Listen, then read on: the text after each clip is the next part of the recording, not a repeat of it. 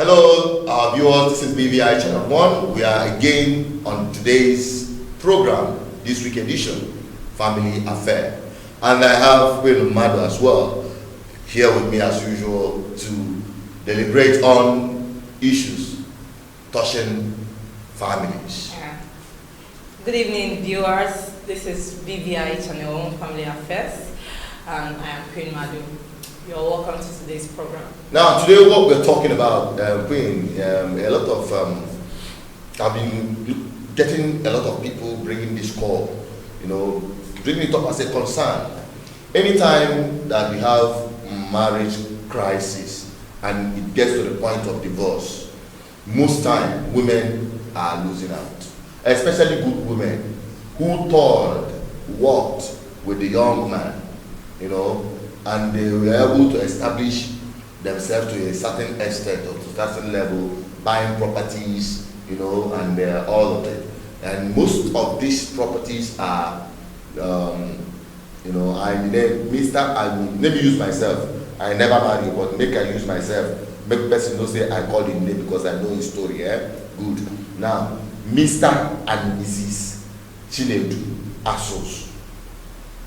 For instance, I'm saying for instance for clarity's sake. For instance, I go marry Queen of Mado. Her name is Queen of Mado. Good. But upon marrying her, she can't change her name. The Asos, fine. But she still has her media name is still Queen of Mado. Now, getting a property, we now buy property together, and the name of the property is Mr. and Mrs. Chinedu Asos, and you think that property is owned by the two of us. Now tomorrow, Queen will show me the other side of it, or me being a very useless person. Exactly. I'm looking for that part. Being unbearable, and it gets to the point of no further, and they now see the marriage. Now, and most times, I have to be very blunt. Some men may not agree with me, but I stand with the women on this. Most of the divorce I have seen, women always take the children. 1, 2, 3, 4. Then the man will be somewhere. Sometimes, some of them will now be giving child support, as they so called it. Those of you in the developed world have a way of doing it. The law that is binding on you to do it. Good. But here, in this part of the world, where there is no law protecting children and women, most of the men, irresponsible ones. There is law, but it's not. It's not. When the law is useless, it's not binding or whatever. Yes. Now, I get to the point that she takes the children in the custody of the children, then the man Obalo from Jawaro, probably, definitely, most of them go and take another wife. Now giving child support to this woman with the children and taking all the properties. Maybe they have 3 or 4 properties. Now, any woman I get married is Mrs. Chinedu Asos. How would she lay claim to those properties? And some people have come up, because I'm saying this story because it's an actual fact of a story that happened, and it was related to me by the victim. I call her a victim because she's a victim of marriage, where she had properties and she endured violent and abusive husband. You understand? And they got, in the process of the marriage, they had some properties that she invested in. And the name on those properties is Mr. and Mrs. Chinedu Asos, as in quotes. Now, if the man gets married again, the Mrs. there takes over as the Mrs. You understand? And there is no legal binding. I don't think there is any legal binding that will now give the woman an entitlement to those properties. Because some of them, even the man in question, sold some of the properties. You understand? And it bothers us, and that is the story and the issue we want to table for you for this place. Should a man and wife own properties together? And if they must own property together, how and what name should appear in those documents. Because what we always hear about is joint account, you know. But having a joint account is quite different, it's quite straightforward. You understand? But this property of a thing, people have not really looked into it. Wait. Yes. What do you say about this? Well, you have really said much when it comes to this. You actually told about a woman's story where she lost almost all her properties to Mr. and Mrs. And I like that fact where you said anybody can be Mr. and Mrs. Everybody can be Mrs. He can even marry. I will always be Mr. Yes, he can pick anybody and the person will be answering Mrs. You understand? So, personally, I don't want to sound selfish, but you are sometimes. I actually don't want to sound selfish, but to be on the safer side, I think couples should own properties individually. But you can tell your spouse, okay, this is where my property is and this is where my property is. And in a place where you must own properties together, it should be spelled out in an agreement or the name for the property, like your name should be included. Because I remembered the last 3 years, my dad bought a land and he wanted my mom to be the owner of the land. My dad actually was the one that bought the land, but he wanted my mom to be the owner of the land. And he wrote her name there boldly. Her name is her name that is there. If you see the land, the property, that is the document. All her name is spelled boldly on. In fact, her maiden name and then my dad's name are the last of it to show you that, okay, this is the owner of the property. My dad cannot wake up one morning and start claiming that property. Now, if you are claiming you want to buy something for your wife, her name is supposed to be there, as in boldly written. Then if the both of you want to co-join, let me use your example, but God knows that even in the example, say if I cannot marry you, let me use your example. I'm not even thinking. Amen. In that example now, Queen, continue. The example you use, maybe, but it will not happen. Both of us get married. Emeka was here this. Go on. Both of us get married, you know. If we want to buy land, now we want to buy this place now, our name, or rather, what should be in that document should be Mr. Chinedu and Mrs. Queen Asuzu Peters. I think that's to a point, we show that, okay, even if unless you can't, the second person that you marry must be Queen. No, I think you have to put your first and the second name. Even if you're going to even put your first and second, like you can even put like me now, my name is Queen Uche Madu. You can put the Uche. Of course. Spell it well, put it very well. Mr. Chinedu Asuzu and Mrs. Queen Uche Asuzu. If you clear. Maybe some women will even add their name. Like the one I just told you now, my dad of my mom, her middle name was there. Okay, now, don't get it twisted. This is our discussion because it is not just all about divorce. Because some of you will start thinking, will you now the kind of mindset this generation is having? Nobody is praying. Of course, many people are saying, people are already programmed yourself for divorce and all that. Now, let me tell you the truth. It is not always just on divorce. Now, let me tell you some of these very heartbreaking stories that we've been seeing and hearing is frequent, where a man dies. And the family of the man comes to take over the entire property. Exactly. Okay, I had this one in my street then when we were in Kaduna. This lady's husband is very, very rich. He's a Yoruba man while she's Igbo. But because of the way the man spelled out her names on their documents, the husband family could do nothing about it. You cannot come into another property now. Onyembao, they couldn't do anything. The thing is, she even gave birth to 2 girls. They were claiming she did not have a boy. He won them in court, won them everywhere. It was like, look at can't you see are you okay?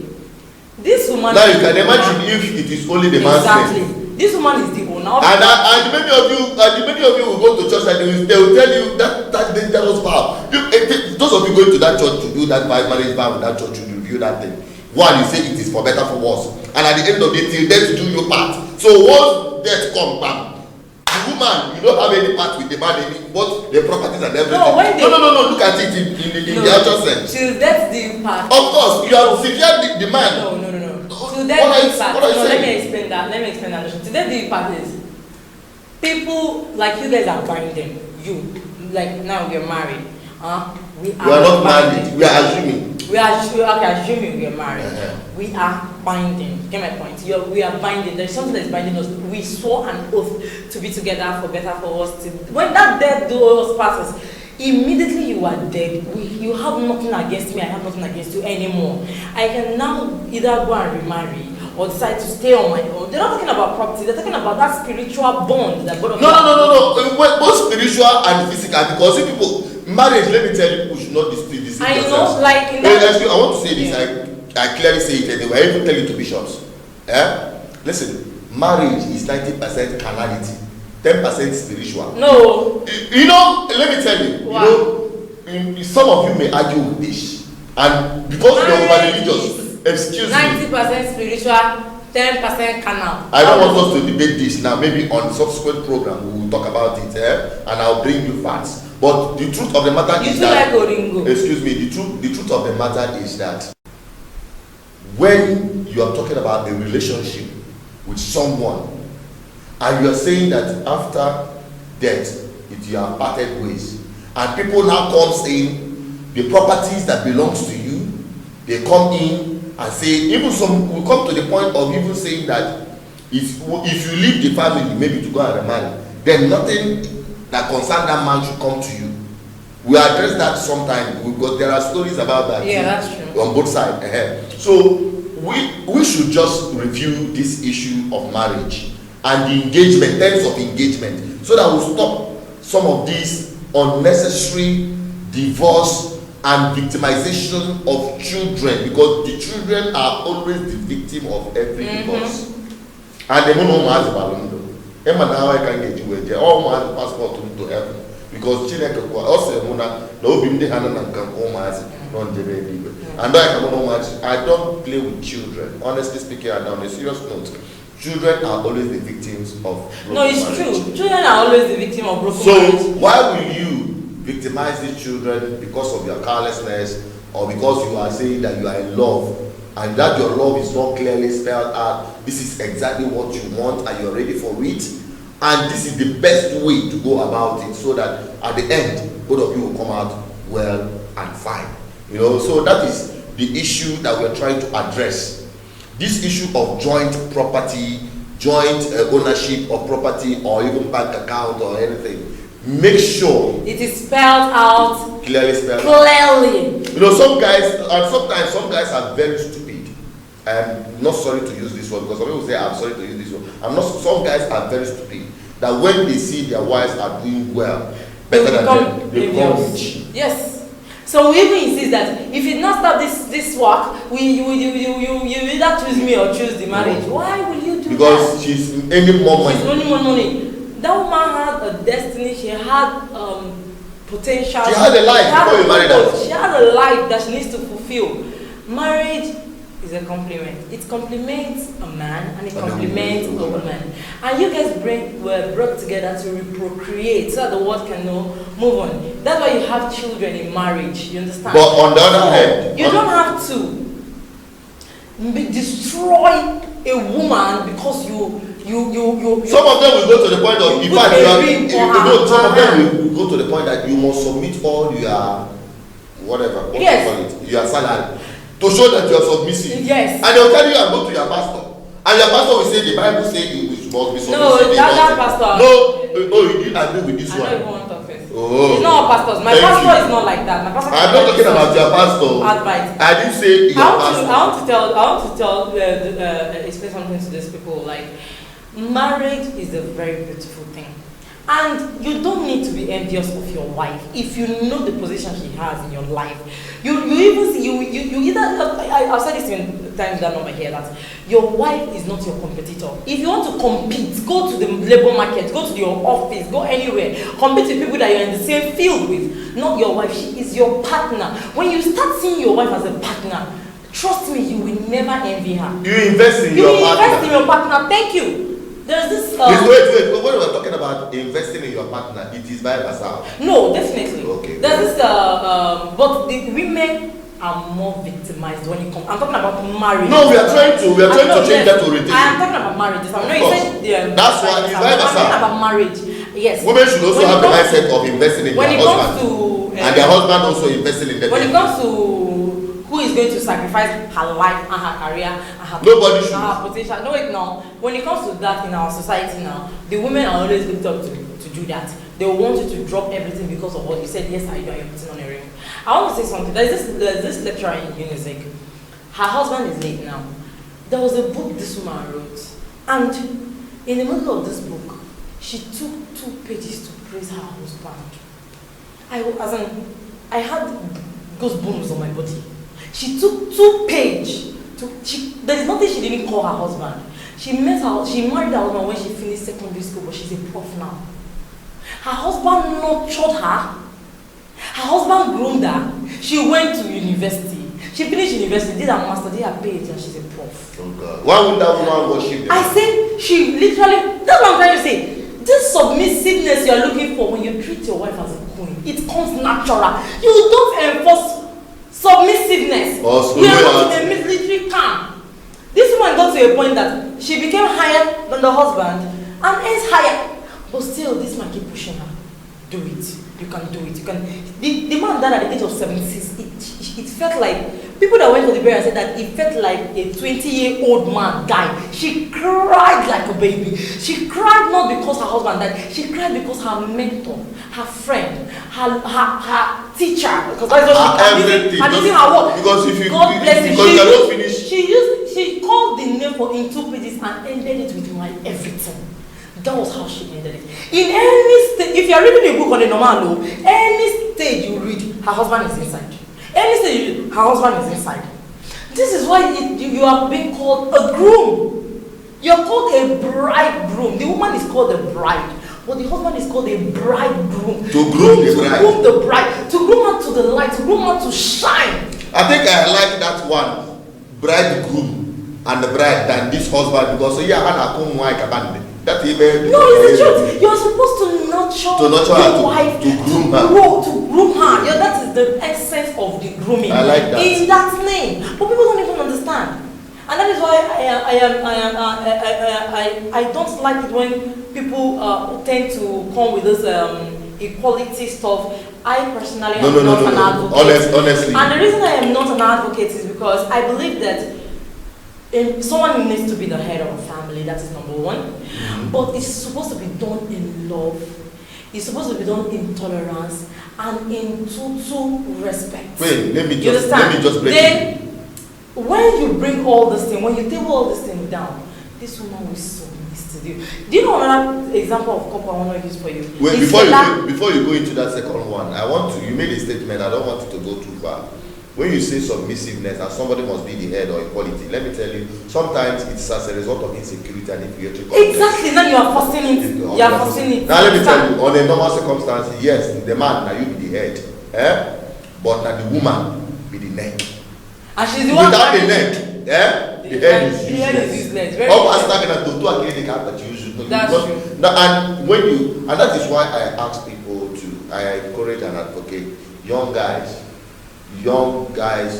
young men, or married men, or even those that want to marry the second one, add the second body to themselves, that your own business. But the truth of the matter is that make sure you go for the right person, that you are ready to invest in, yes, to groom. I like that word. If you are not touching anything today, get this thing. You are the bridegroom. So the bride is there to be groomed, to be invested upon. You understand? Don't so wife. You are not in competition. You're not in a competition. With that. And when you are doing that, you will not have any issue. At all. You will not have any issue doing a joint ownership of properties. Because this is the kind of level of insecurity. And another thing I want to say is, I don't know that we're going to pick a day for this particular one because it's paining me. Sure. This thing that men tend to hide their properties from their wife is something I need to pick a day to talk about. It is crazy. But why would that happen? Why would a man hide his property They or what do he it. has? A lot of men do it because A they lot? don't want. Yes. Really? They don't want. Yes. They don't want their wife to know how rich they are, what they own. You will end up suffering this woman when you are gone. My cousin's husband showed her every damn thing he has. I don't know why this man knew he's going to die. He died at the age of 40. Now, this woman is taking care of her 3 children comfortably. Now, I have seen a case where this woman was eating from mouth to hand, whereas the husband's friends are eating largely because they are the ones that know where this man's property is, and they refuse to tell the wife. It is crazy.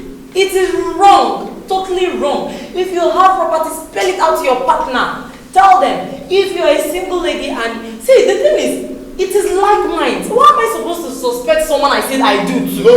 I don't understand. You know, some marriage, people manage marriage. They manage marriage. Some marry and because of their age want to marry. Yeah. Some marry because their peers marry for wrong pressure. reasons. Thank you. Just summarize it. We are going to pick date for this particular Why do you reasons. get married? Why do you get married? Because a lot of people don't even know the reason why they get married. Some people just get married because someone called and tell them yes I do. Some people get married. Some people get married because maybe they attend churches that see. One brother will now come and meet their pastor and tell them, I saw this lady, I like her. The pastor will tell her, go and pray. He will pray, say, the lady will go and pray. She will pray, she will say, marriage has happened. Most of those marriages, they get killed.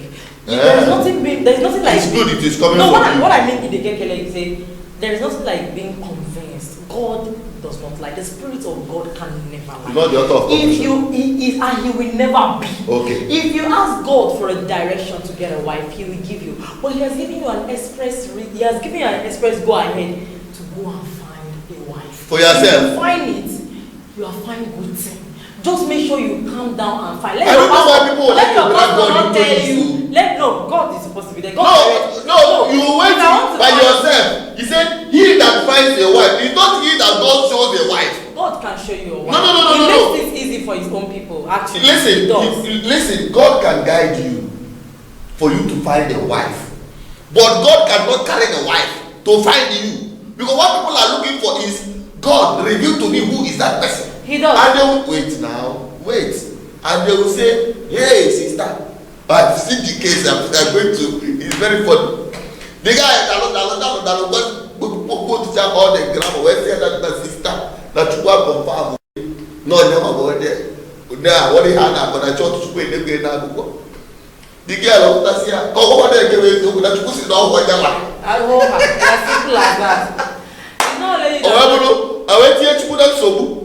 In the sense that I never message as God they lie. But the thing is, we are going to. I think we should do that. Why do you get married? I think that's what we're going to discuss next week. I think I like that topic. The most important thing that you're going to take home today is that you have to have this at the back of your mind. You don't get into marriage for wrong reason.